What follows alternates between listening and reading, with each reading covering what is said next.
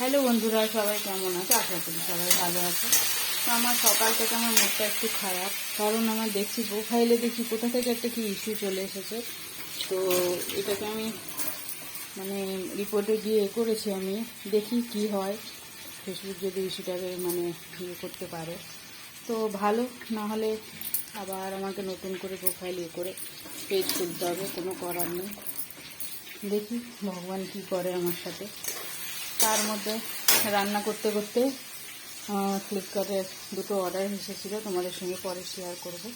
তো এই যে চচ্চড়ি করে রেখেছি আর এই যে উচ্ছে ভাজা আর এই মাছ দিয়ে সর্ষে বাটা করবো আলু দিয়ে।